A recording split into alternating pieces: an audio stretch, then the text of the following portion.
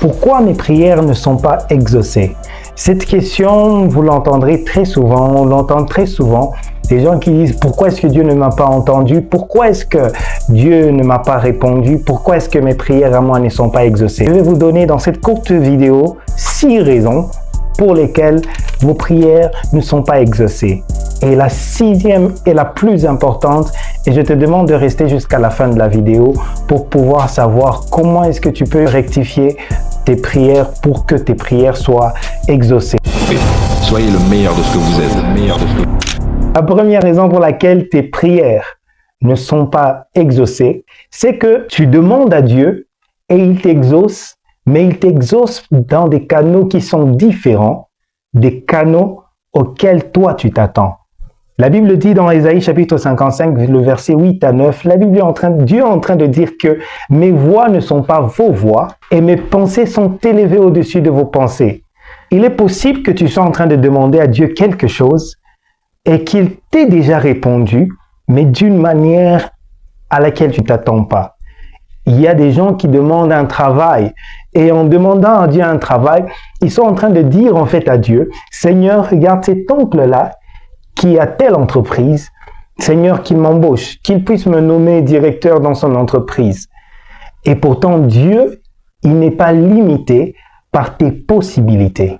Je répète, Dieu n'est pas limité par tes possibilités. La deuxième des choses qui fait en sorte que tes prières ne sont pas exaucées, c'est que tu demandes mal.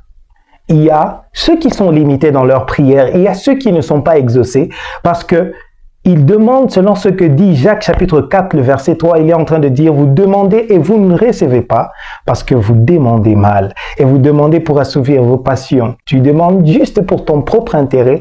Tu demandes que Dieu tue ton patron pour que tu entres à sa place. » Et il y a des gens qui demandent mal parce qu'ils ne connaissent pas la volonté de Dieu concernant leurs choses. Écoutez un peu, il y a des gens qui sont dans des situations difficiles, mais pour eux, cette situation difficile, ce sont des situations qui les préparent à devenir des hommes meilleurs, des femmes meilleures, qui les préparent à la prochaine dimension de leur vie.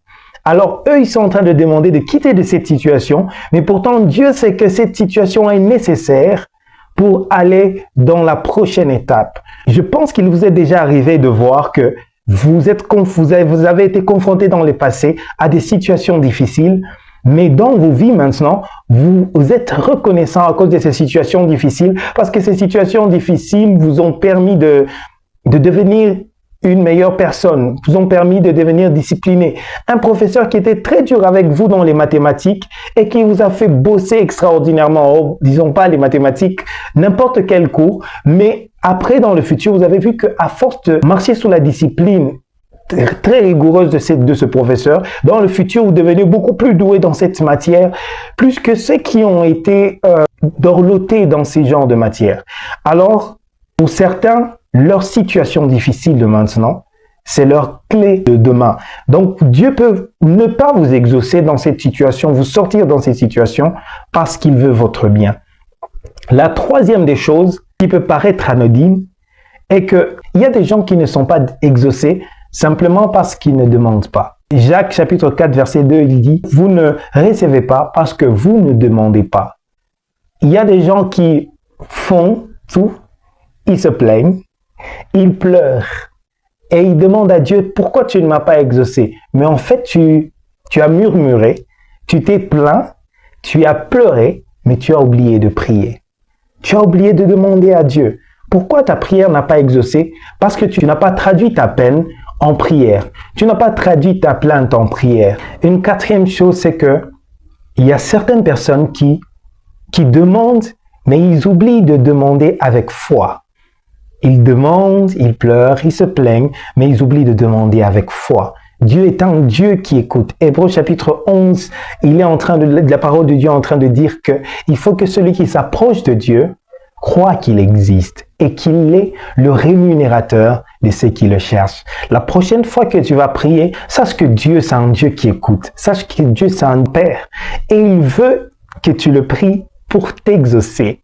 Marc chapitre 11, verset 24, il dit que tout ce que vous demanderez en priant, croyez que vous l'avez reçu et vous le verrez s'accomplir. La cinquième des choses est que il faut lier la foi à l'action.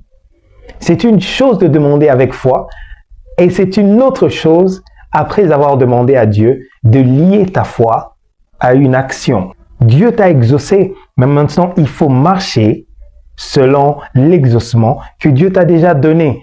Tu démontres les choses invisibles dans le visible en mettant ta foi en action. Il faut prendre l'exemple d'Abraham. Abraham n'a pas considéré comme si son corps était usé pour s'empêcher d'aller vers son épouse.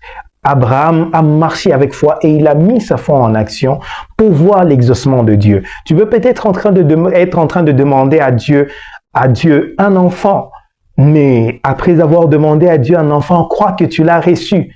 Après avoir reçu, il faut maintenant aller faire ce que les parents font pour avoir un enfant.